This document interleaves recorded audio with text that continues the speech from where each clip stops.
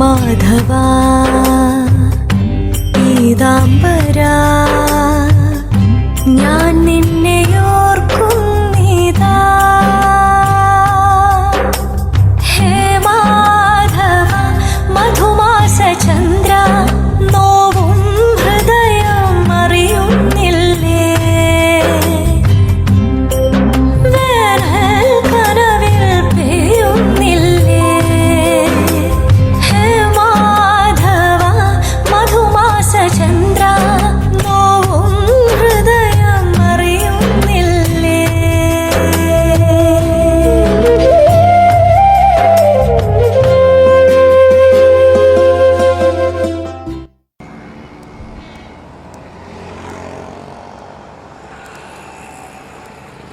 വാ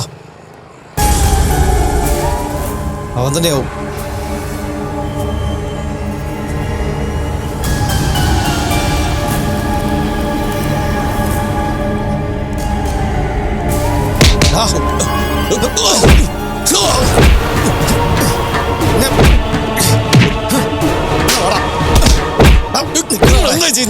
നീ ഈടിയല്ലടാ. ഞാൻ ഈടിയല്ല, പ്രൊഫസർ രവിചന്ദ്രനാ. പ്രൊഫസറോ? അതെ. എടാ ആള് മാറിയല്ലോ. സാറേ സോറി, ഒരു അബദ്ധം പറ്റിയതാ. വാ വാ.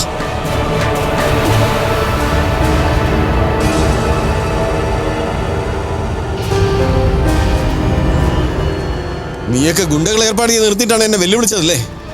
ഇതൊക്കെ ഇവിടെ കൊണ്ട് അവസാനിച്ചു എന്ന് കരുതണ്ട. വിദ്യേ, നീ ഇനി റിസർച്ച് കംപ്ലീറ്റ് ചെയ്യുന്ന എനിക്കൊന്ന് കാണണം. സർ, ഞങ്ങൾ ഒരു ഗുണ്ടകളെ ഏർപ്പാട് ചെയ്തിട്ടില്ല. സാറിന് തല്ലിയത് മറ്റാരോ ആണ്. വെറുതെ നുണ പറയാൻ നോക്കണ്ട. എന്നെ തല്ലിച്ചതച്ചിട്ട് ആള് മറിയുന്ന നാടകമല്ലേ? ശരിയാക്കി തരാം ഞാൻ. ഹലോ, ഇവിടെ ഒട്ടും പ്രതീക്ഷിച്ചില്ല. കഴിഞ്ഞ പ്രാവശ്യം പറഞ്ഞതുപോലെ അതാണല്ലോ ജീവിതം, അപ്രതീക്ഷിതമായ ഒരു ത്രില്ലർ. പ്രൊഫസർ രവിചന്ദ്രൻ അല്ലേ? നിങ്ങളാരാ? ഞാൻ ഇവരോടൊരു പ്രധാനപ്പെട്ട കാര്യം സംസാരിച്ചുകൊണ്ട് നിൽക്കുക. അതിന്റെ ഇടയിൽ ഇങ്ങനെ ഒരു മാനേഴ്സും ഇല്ലാതെ ഇടിച്ചു കയറി സംസാരിക്കുന്നത് ശരിയാണോ? ഓ, സാറ് പറഞ്ഞത് വളരെ ശരിയാ. തെറ്റ് എന്റെ ഭാഗത്താ. I am really sorry. കണ്ടോ, ഇങ്ങനെ ആയിരിക്കണം ഗുരുനാഥന്മാര്. ഒരു തെറ്റ് കണ്ടാൽ അത് പറഞ്ഞു കൊടുത്ത് തിരുത്താനുള്ള ആർജവം ഉണ്ടായിരിക്കണം. ശിഷ്യന്മാർക്ക് നേർവഴി കാണിച്ചു കൊടുക്കണം. അല്ലാതെ തന്റെ ശിഷ്യന്മാരെ വഴിതെറ്റിക്കാൻ നോക്കരുത്, പ്രത്യേകിച്ച് ശിഷ്യകളെ. അല്ലേ സാറേ? താൻ എന്തൊക്കെയായി പറയുന്നത്? നിങ്ങൾ സംസാരിക്കുന്നത് ഞാൻ അപ്പുറത്തുനിന്ന് കേൾക്കുന്നുണ്ടായിരുന്നു. സാറ് വന്ന് ഇവരോട് സംസാരിക്കാൻ തുടങ്ങിയപ്പോഴേ ഈ കുട്ടി കരഞ്ഞു. അതിനർത്ഥം സാറിന്റെ ശിഷ്യയാണ് ഈ കുട്ടിയെന്നും സാറിന്റെ പഴയ പണി തുടങ്ങിയെന്നുമാണ്. പഴയ പണിയോ? അതെ. സാറിന് ഒരു ശാരികയെ ഓർമ്മയുണ്ടോ? 4 വർഷം മുൻപ് മോഹിനിയാട്ടവും കൂടിയാട്ടവും തമ്മിലുള്ള ബന്ധം റിസർച്ച് ചെയ്യാൻ വന്നൊരു കുട്ടി. ആ കുട്ടി ഇന്ന് ജീവിച്ചിരിപ്പില്ല. ആരോടും ഒന്നും പറയാതെ ആത്മഹത്യ ചെയ്തു. പലരും പലതും പറഞ്ഞ അന്വേഷണം സാറിന്റെ നേരെ വന്നെങ്കിലും തെളിവില്ലാത്തതുകൊണ്ട് നിങ്ങൾ രക്ഷപ്പെട്ടു.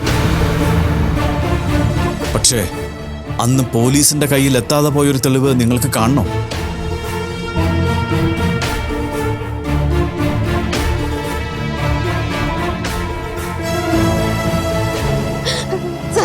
ഉപദ്രവിക്കരുത്.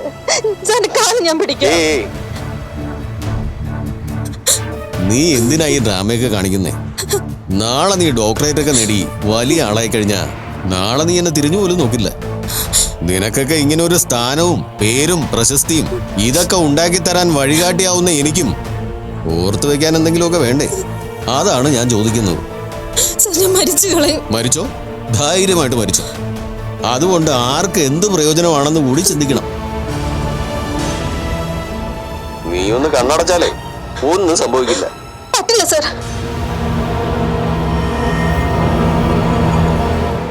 ഇതിപ്പോ പോലീസിന് കിട്ടിയാലും കേസ് റീഓപ്പൺ ചെയ്യും. ഞാനിപ്പോ എന്താ ചെയ്യണ്ടേ? ഇനി ഈ കുട്ടിയെ ശല്യം ചെയ്യരുത്. അയാളുടെ റിസർച്ചിന് ഒരു കുഴപ്പവും സംഭവിക്കാൻ പാടില്ല. ഇനി ഇവിടെ ഒരു ശാരികയും ആവർത്തിക്കപ്പെടരുത്. ഇല്ല. ആ ഗുണ്ടകൾ ഇത്തവണ ശരിക്കും നിങ്ങളെ ആള് മാറി തല്ലിയതാണ്. വാക്ക് മാറിയാൽ അടുത്ത തവണ അവർ ആള് മാറി കൊന്നുകളയും. വാക്ക് മാറില്ല. പൊക്കോ.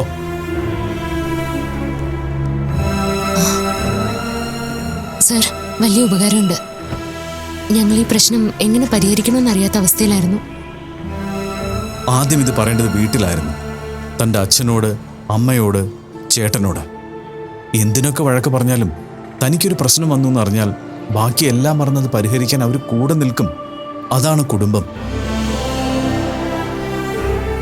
അച്ഛനും അമ്മയ്ക്കും ശേഷമേ ഗുരുവും ദൈവവും വരുന്നുള്ളൂ. അത് മറക്കരുത്.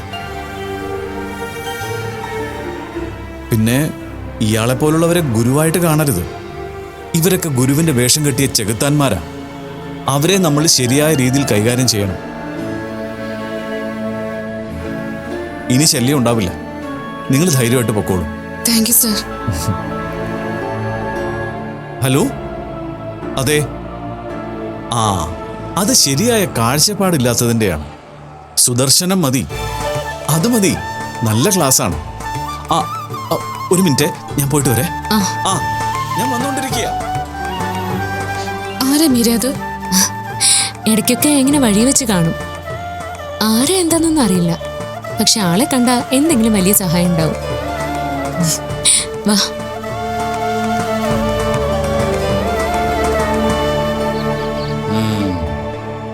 കാര്യങ്ങളെല്ലാം അറിയുന്നുണ്ട്. വിവാഹ നിശ്ചയം നടത്താൻ തീരുമാനിച്ചു അല്ലേ? അതെ, കാരണവരുടെ സ്ഥാനത്ത് ആദർശിന്റെ അമ്മാവൻ തന്നെയല്ലേ വേണ്ടത്. അപ്പൊ പിന്നെ അങ്കിൾ അറിയാതെ ഇവിടെ ഒന്നും സംഭവിക്കില്ലല്ലോ. നിങ്ങളുടെ അച്ഛനും അമ്മയൊക്കെ നിശ്ചയത്തിന് വരുമല്ലോ അല്ലേ? വരും, വരണമല്ലോ. എല്ലാ ഭാരവും എന്റെ തലയിൽ വെച്ചിട്ട് രണ്ടുപേരും കൂടി കറങ്ങി നടക്കുക. നിശ്ചയത്തിന് വന്നിട്ട് വേണം ഇനി വിസ്മയുടെ വിവാഹം നടത്തിയിട്ട് തിരിച്ചു പോയാൽ മതി എന്ന് പറയാം. വിഘ്നേശേ, ഞാൻ നിങ്ങളോടുള്ള സ്നേഹത്തിന്റെ പേരിൽ ഒരിക്കൽ കൂടി പറയുക, ഈ വിവാഹം നടത്താതിരിക്കുന്നതാ നല്ലത്. ആദർശ് വിവാഹം വേണ്ട എന്ന് പറയുന്നതിന് പല കാരണങ്ങളുണ്ട്. അതിനെ അവഗണിച്ച് വിവാഹം നടത്താൻ ശ്രമിക്കരുത്. അതെന്ത് കാരണം അങ്ങളെ? ആ, അതൊന്നും എനിക്കറിയില്ല. അറിയാതെയാണോ വേറൊരു കാരണം ഉണ്ടെന്ന് അങ്കിള് പറഞ്ഞത്? അതെ, ആദർശൻ ഒരിക്കൽ പറഞ്ഞതാ. അവൻ പറയുന്ന കാരണങ്ങൾ മനസ്സിലാക്കാതെയാണ് എല്ലാരും അവനെ നിർബന്ധിക്കുന്നതെന്ന്. എന്നാ പിന്നെ ആ കാരണങ്ങൾ പറഞ്ഞാ പോരെ, എല്ലാവർക്കും മനസ്സിലാവില്ലേ? അത് ആദർശിന് പറയാൻ പറ്റാത്ത കാരണങ്ങളാണെങ്കിലോ? അതെന്ത് കാരണം? ആദർശിന് വേറെ ആരെങ്കിലുമായിട്ട് ബന്ധമുണ്ടെന്നാണോ? അങ്ങനെ എന്തെങ്കിലും ഉണ്ടായിരുന്നെങ്കിൽ ആദർശിന് അത് എന്നോട് പറഞ്ഞാ പോരെ. അമ്മയ്ക്കാണെങ്കിൽ ഒരു പ്രശ്നവുമില്ല. ആദർശ് ആരെ ചൂണ്ടിക്കാണിച്ച് വിവാഹം കഴിക്കണമെന്ന് പറഞ്ഞാലും അമ്മ സമ്മതിക്കും. അതല്ലെങ്കിലോ? വേറെന്താ? അതോ ആദർശിന് മാറാരോഗം എന്തെങ്കിലും ഉണ്ടോ? അങ്ങനെ എന്തെങ്കിലും ഉണ്ടെങ്കിൽ നമുക്കത് ചികിത്സിക്കാം. ഒരുമാതിരിപ്പെട്ട എല്ലാ അസുഖത്തിനും മരുന്നുണ്ടല്ലോ. ഇതൊന്നും അല്ലെങ്കിലോ? എനിക്കറിയില്ല. ഇനി അങ്കിള് പറ. എനിക്കും അറിയില്ല എന്ന് ഞാൻ പറഞ്ഞില്ലേ? ആർക്കും അറിയില്ലെങ്കിൽ അതിന്റെ അർത്ഥം അങ്ങനെ ഒരു സംഭവം ഇല്ലെന്നാണ്. അറിയാത്ത പ്രശ്നമില്ല, ഇല്ലാതാവുന്ന എങ്ങനാ? അങ്ങനെ വിശ്വസിക്കുന്നതാണ് സമാധാനമെങ്കിൽ അങ്ങനെ വിശ്വസിക്കാം. അതാണ് നല്ലത്. ഞാൻ ഇപ്പൊ എന്ത് പറഞ്ഞാലും അവളുടെ തലയിൽ കയറില്ല. നിശ്ചയത്തിന് ഡേറ്റ് എടുക്കുകയാണെന്ന് അറിഞ്ഞപ്പോ തന്നെ പെണ്ണും നിലത്തൊന്നുമല്ല. ആ, അവളുടെ സന്തോഷമല്ല ഞങ്ങളെ ഞാൻ നോക്കേണ്ടത്. അവളിപ്പോ ഹാപ്പിയാണ്, ഞങ്ങളും ഹാപ്പിയാണ്. ആ, പിന്നെ ഭാവിയിലെ കാര്യങ്ങൾ അതപ്പോ നോക്കാം. ആ, ഞാനെന്നാ പോട്ടെ ഞങ്ങളെ. 1-2 കടയിലും കൂടി കയറാനുണ്ട്. ശരി.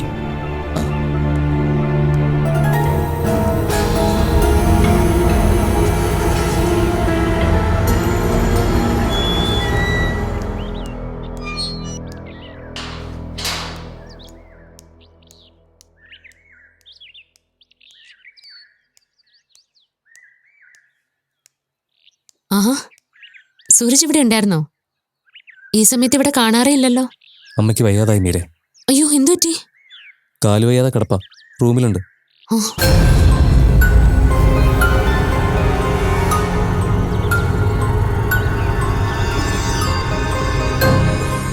ബീനാമേ, എന്താ പറ്റിയേ? കാല് വയ്യാന്ന് സൂരജ് പറഞ്ഞു. അടുക്കളയിൽ നിന്ന് പുറത്തേക്ക് ഇറങ്ങിയപ്പോ കാലൊന്നും മടങ്ങിയതാ മീരെ. അയ്യോ, എന്നിട്ട് ഹോസ്പിറ്റലിൽ പോയില്ലേ? സൂരജിനെയും കൂട്ടി വൈദ്യരെ പോയി കണ്ടു. കാലിൽ മരുന്നിട്ടിട്ടുണ്ട്. ഒരാഴ്ച അധികം നടക്കാതെ റെസ്റ്റ് എടുത്താ മരുന്നിട്ടാ മാറിക്കോളൂന്നാ പറഞ്ഞത്. കാല് നിലത്ത് കുത്താൻ വയ്യ, ഭയങ്കര വേദനയാ.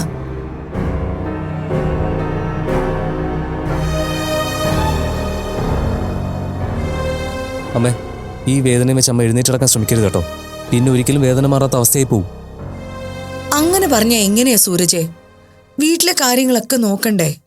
ഞാൻ ഇവിടെ തന്നെ കിടന്ന വീട്ടിലെ ജോലികളൊക്കെ നീ ചെയ്യുവോ? അതൊന്നും ഓർത്ത് ബീനമ്മ വിഷമിക്കണ്ട. വീട്ടു ജോലിയൊക്കെ ഞാൻ ചെയ്തോളാം. നിനക്ക് എവിടെയാ മോളെ ഇതിനൊക്കെ സമയം കിട്ടുക? നിനക്ക് ഓഫീസിൽ പോണ്ടേ? അത് ഞാൻ രാവിലെ കുറച്ച് നേരത്തെ ഉണർന്നാ പോരെ.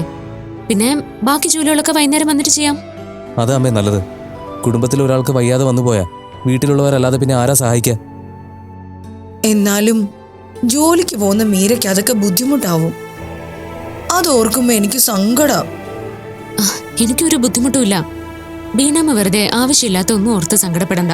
വീട്ടിലെ കാര്യങ്ങളൊക്കെ ഭംഗിയായിട്ട് ഞാൻ നോക്കിക്കോളാം. അങ്ങനെയാണെങ്കിൽ കുഴപ്പമില്ല. പിന്നെ മോളെ, ഞാൻ വൈകിട്ടത്തേക്ക് കഴിക്കാൻ ഒന്നും ഉണ്ടാക്കിയിട്ടില്ല. അത് കുഴപ്പമില്ല, ഞാൻ ഉണ്ടാക്കിക്കോളാം. ബീനമ്മ കിടന്നോ, ഞാനൊന്ന് ഡ്രസ്സ് മാറിയിട്ട് അടുക്കളയിൽ കയറിക്കോളാം. ശരി. അവള് പോയോ? പോയി. അപ്പൊ നമ്മുടെ ഐഡിയ ഏറ്റു. ആ അതെ, ഇനി വിഗ്രഹം വിറ്റ് കാശ് കിട്ടുന്നത് വരെ അമ്മ ഇവിടെ തന്നെ കിടന്നാ മതി. ആ, അത് ഞാൻ അങ്ങനെ ചെയ്യൂ. അവള് കുറച്ചു ദിവസം വീട്ടു ജോലി ചെയ്യട്ടെ. ഞാൻ കുറച്ചു ദിവസം സുഖമായിട്ട് വിശ്രമിക്കാം.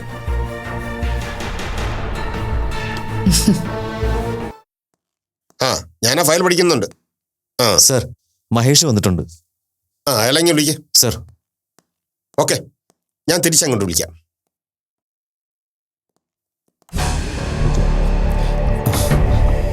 എന്താ സാറേ പ്രശ്നം? ഞാനൊരു തെറ്റും ചെയ്തിട്ടില്ലല്ലോ. ഞാൻ ചോദിക്കുന്നതിനെല്ലാം സത്യസന്ധമായി മറുപടി പറഞ്ഞാൽ ഒരു കുഴപ്പമില്ല. പക്ഷെ നീ നുണ പറയാൻ ശ്രമിച്ചാൽ ഇഴിച്ചതിന്റെ പരിപ്പ് ഞാൻ എടുക്കും. സാർ എന്ത് ചോദിച്ചാലും ഞാൻ സത്യം മാത്രമേ പറയുള്ളൂ. നിന്റെ കൂട്ടുകാരനല്ലേ സൂരജ്? അതെ സാർ. നിങ്ങൾ രണ്ടുപേരും കൂടെ എന്താ പുതിയ പരിപാടി? അയ്യോ, ഞാനൊരു പരിപാടിക്കില്ല സാറേ. അവരെന്തെങ്കിലും ഒപ്പിച്ചോ? നീ അവരെന്ന് ഉദ്ദേശിച്ച ആരെ? സൂരജിനെ. സൂരജ് മാത്രമാണെങ്കിൽ അവനെന്താ ഒപ്പിച്ചെന്നല്ലേ നീ ചോദിക്കൂ? പിന്നെന്താ ഒരു ബഹുവചനം? അപ്പോ സൂരജിന്റെ കൂടെ ആരൊക്കെയോ ഉണ്ടെന്ന് നിനക്കറിയാം. പറ, ആരൊക്കെയാണ് അവർ? സാറേ, ഞാൻ ഒരു തെറ്റും ചെയ്തിട്ടില്ല. എനിക്കൊരു ടെമ്പററി ജോലി കിട്ടിയിട്ട് കുറച്ച് ദിവസങ്ങളെ ആയുള്ളൂ. എൻ്റെ പേരിൽ എന്തെങ്കിലും കേസോ അന്വേഷണം ഉണ്ടെന്ന് അറിഞ്ഞാൽ ഇപ്പം തന്നെ എന്നെ പറഞ്ഞു വിടും. എൻ്റെ ജീവിതം നശിപ്പിക്കല്ലേ സാറേ. നിനക്കൊരു പ്രശ്നവും ഉണ്ടാവില്ല. നീ ഉള്ള സത്യം അങ്ങ് തുറന്ന് പറഞ്ഞാൽ മതി. അല്ല, അവരെന്ന് ഞാൻ പറഞ്ഞത് സൂരജിൻ്റെ ഒരു ഫ്രണ്ടുണ്ട്, മനു. അവർ രണ്ടുപേരും കൂടി എന്തെങ്കിലും ചെയ്തോന്നാണ് ഞാൻ ഉദ്ദേശിച്ചത്. അപ്പോ അവരെന്തെങ്കിലും ഒപ്പിക്കുന്ന കാര്യത്തിൽ നിനക്കൊരു തോന്നലുണ്ടോ? അതൊന്നും അറിയില്ല സാറേ. എനിക്ക് ജോലി കിട്ടിയപ്പോൾ ഞാൻ അവരുടെ അടുത്ത് നിന്ന് പോയതാ. പിന്നെ അവരാരെയും കണ്ടിട്ടില്ല സാർ. ഓക്കെ, സമ്മതിച്ചു. നീ സൂരജിന്റെ അടുത്തുനിന്ന് പിരിയും മുമ്പ് നിങ്ങൾ എന്തെങ്കിലും ക്രിമിനൽ ആക്ടിവിറ്റീസ് പ്ലാൻ ചെയ്തിട്ടുണ്ടോ? ഇല്ല സാർ. ഭഗവാനെ, അവന്മാര് ബാങ്ക് വല്ലതും കൊള്ളയടിച്ചോ? എന്താണ് ഒരു കള്ളത്തനം? ഒരു കള്ളത്തരമില്ല സാറേ. ഇതിനു മുമ്പ് കഞ്ചാവ് കേസ് പിടിച്ചപ്പോ നീയും സൂരജ് ഒന്നിച്ചായിരുന്നല്ലോടാ? അതെ സാർ. ഇപ്പൊ നിനക്ക് അതിന്റെ പരിപാടി ഉണ്ടോ? അയ്യോ, ഇല്ല സാറേ. നിങ്ങൾ ആ വിഗ്രഹം എന്താ ചെയ്തത്? വിഗ്രഹമോ? ഏത് വിഗ്രഹം ഏതാണെന്ന് നിനക്ക് അറിയില്ല അല്ലേ? അമ്പലത്തിലെ ഭഗവാന്റെ വിഗ്രഹം മോഷ്ടിച്ച് വിറ്റാൽ എന്താ ശിക്ഷയാണെന്ന് അറിയാമോ നിനക്ക്? എന്റെ സാറേ, ഞാൻ ഒരു വിഗ്രഹം എടുത്തിട്ടില്ല. അമ്പലത്തിൽ നിന്ന് വിഗ്രഹം എടുത്താ കോടതിയിൽ നിന്നുള്ള ശിക്ഷയേക്കാൾ വലിയ ശിക്ഷ ഈശ്വരൻ തരില്ലേ? ഞാൻ അങ്ങനെ ഒന്നും ചെയ്യില്ല സാറേ. ശരി, തൽക്കാലം നീ വയ്ക്കോ. പിന്നെ വിളിപ്പിച്ചാൽ ഉടനെ വരണം. എല്ലാത്തിനും ഞാൻ പൊക്കുന്നുണ്ട്. ശരി സാറേ, ഞാൻ പൊക്കോട്ടെ. ഓക്കെ. അവനെ ഒന്ന് വാച്ച് ചെയ്യണം. അവൻ്റെ ഫോൺ കോൾസ് എല്ലാം ട്രാക്ക് ചെയ്യണം. അവൻ എന്തായാലും അവരെ കോണ്ടാക്ട് ചെയ്യാനും വിഗ്രഹത്തിന്റെ കാര്യങ്ങൾ സംസാരിക്കാനും സാധ്യതയുണ്ട്. പിന്നെ മനഃപൂർവ്വം ഒരു കൺഫ്യൂഷൻ ഉണ്ടാക്കാനാ അമ്പലത്തിന്റെ വിഗ്രഹം എന്ന് ഞാൻ പറഞ്ഞത്. അതെനിക്ക് മനസ്സിലായി sir. Good. Thank you sir. എന്തെങ്കിലും അപ്ഡേറ്റ്സ് ഉണ്ടെങ്കിൽ അറിയിക്കാം. ശരി സാർ.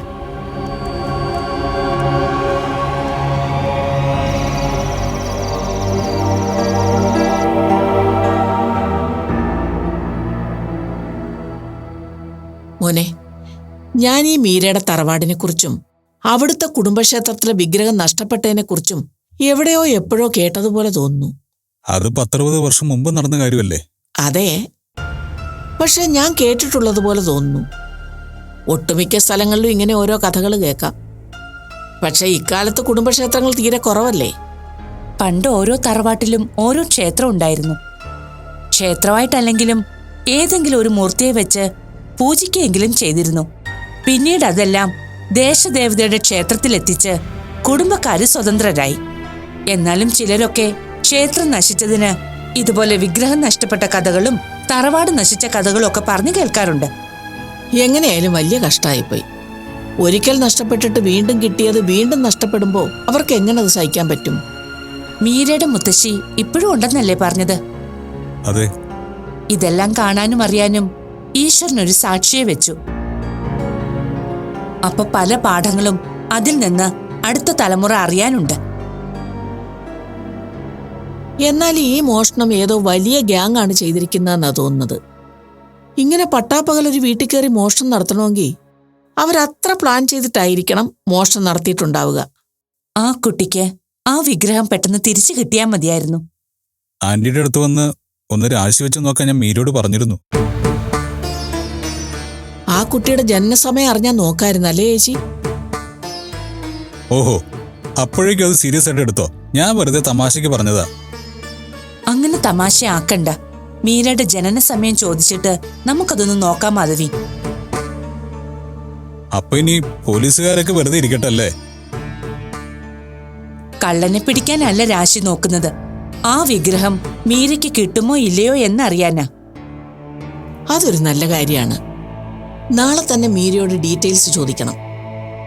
അതിന്റെ ഒക്കെ ആവശ്യമുണ്ടോ അമ്മേ? ഉണ്ട്. എന്നാ ശരി, നടക്കട്ടെ. അല്ല, നീ എന്താ ആലോചിക്കുന്നത്?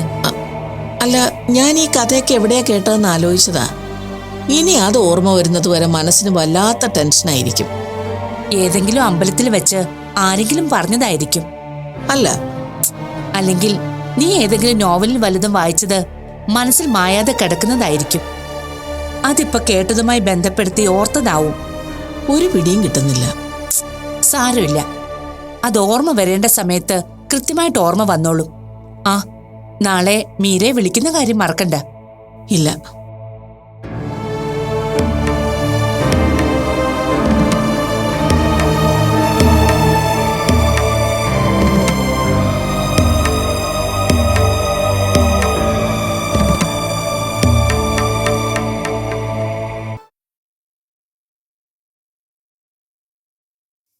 ബീന, ഹരിയേട്ടാ, മീര വിവരം വിളിച്ചു പറഞ്ഞു. എനിക്ക് പെട്ടെന്ന് എത്താൻ പറ്റാത്ത സ്ഥലത്തായിപ്പോയി. എന്താ പറ്റിയത്? കാലു മടങ്ങിയതാ ഹരിയേട്ടാ. സൂരജ് എന്നെ വൈദ്യരുടെ അടുത്ത് കൊണ്ടുപോയി മരുന്നൊക്കെ ഇട്ടു. വൈദ്യനെ കണ്ടിട്ട് എന്താ ബീന കാര്യം? ഹോസ്പിറ്റലിൽ പോയി എക്സ്റേ എടുത്ത് നോക്കണം. ഉള്ളിൽ ഹെയർലൈൻ ഫ്രാക്ചർ വല്ലതും ഉണ്ടെങ്കിൽ എന്ത് ചെയ്യാൻ പറ്റും? പൊട്ടലുണ്ടെങ്കിൽ നീരുണ്ടാവുമെന്നാ വൈദ്യര് പറഞ്ഞത്. 2 ദിവസം നോക്കിയിട്ട് വേദന കുറഞ്ഞില്ലെങ്കിൽ ഹോസ്പിറ്റലിൽ പോയി ചെക്ക് ചെയ്യണം. അതൊന്നും വേണ്ട ഹരിയേട്ടാ. 1-2 ആഴ്ച കാല് നിലത്ത് കുത്താതെ കിടക്കാനാ വൈദ്യര് പറഞ്ഞത്. പൊട്ടലൊന്നുമില്ല, മടങ്ങിയതേ ഉള്ളെങ്കിൽ ഒരു ഓർത്തോ ഡോക്ടറെ കണ്ട അവർ ബാൻഡേജ് ഇട്ട് തരും. വേദന കുറയാൻ ഒരു ഇഞ്ചക്ഷൻ എടുത്താൽ 2 ദിവസം കൊണ്ട് തനിക്ക് എഴുന്നേറ്റ് നടക്കാൻ പറ്റും. അതുമല്ല, പൊട്ടലിന് മരുന്നൊന്നും ചെയ്യാതെ ഇതും വെച്ചിങ്ങനെ വെറുതെ ഇരുന്നാൽ അത് ശരിയാവുമോ? പൊട്ടലൊന്നും ഉണ്ടാവില്ല ഹരിയേട്ടാ. 2 ദിവസം കൂടെ നോക്കിയിട്ട് വേദന കുറഞ്ഞില്ലെങ്കിൽ നേരത്തെ ഹരിയേട്ടൻ പറഞ്ഞതുപോലെ ഹോസ്പിറ്റലിൽ പോവാം. ശരി, തൻ്റെ ഇഷ്ടം പോലെ ആവട്ടെ. ഇനി ഞാൻ നിർബന്ധിക്കുന്നില്ല. എന്നാ താൻ റെസ്റ്റ് എടുത്തോ. ബീനയ്ക്ക് കഴിക്കാൻ താല്പര്യമുള്ള ഭക്ഷണം എന്തെങ്കിലും ഉണ്ടെങ്കിൽ പറഞ്ഞാൽ ഞാൻ വാങ്ങിച്ചോണ്ട് വരാം. ഇന്നിപ്പോ ഇത്രയും ലേറ്റ് ആയില്ലേ, നാളെ മതി. ആയിക്കോട്ടെ.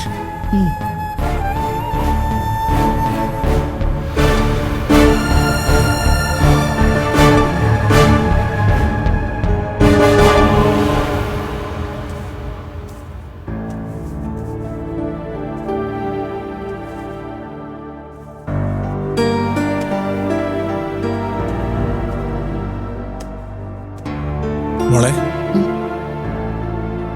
മോൾക്ക് നാളെ ജോലിക്ക് പോണ്ടേ? അതെ. ബീനയ്ക്ക് വേയല്ലോ. രാവിലത്തെ ഫുഡൊക്കെ നമുക്ക് പുറത്തുനിന്ന് വാങ്ങിയാലോ? വേണ്ടച്ചാ, ഞാൻ കുറച്ച് നേരത്തെ എഴുന്നേറ്റ പോരെ, ഞാൻ എല്ലാം ഉണ്ടാക്കിക്കോളാം. അതെങ്ങനെയാ മോളെ? രാവിലെ ഒരുപാട് നേരത്തെ എണീറ്റാ ജോലിക്ക് പോകുമ്പോ അവിടെ നിന്ന് ഉറക്കം തൂങ്ങില്ലേ? അതൊന്നും ഇല്ലച്ചാ, ഞാൻ അതൊക്കെ മാനേജ് ചെയ്തോളാം. രാവിലത്തേക്ക് വേണ്ട അത്യാവശ്യ കാര്യങ്ങളൊക്കെ ഞാൻ ഇന്നേ ചെയ്തു വെച്ചിട്ടുണ്ട്. ഇനിയൊന്ന് കുക്ക് ചെയ്താൽ മാത്രം മതി. ഞാനും നേരത്തെ എഴുന്നേക്കാം. എന്നെ കൊണ്ട് പറ്റുന്ന ഹെൽപ്പൊക്കെ ഞാനും ചെയ്യാം. അതൊന്നും വേണ്ടച്ചാ, ഞാൻ ചെയ്തോളാം. അതൊന്നും സാരമില്ല, ഞാനും എണീക്കാം മോളെ. അച്ഛാ. ആ, എന്താ മോളെ? വിഗ്രഹത്തിന്റെ കാര്യം എന്തെങ്കിലും അറിഞ്ഞോ? അന്വേഷണത്തില് എന്തെങ്കിലും പുരോഗതി ഉള്ളതായിട്ട് അവര് പറഞ്ഞോ?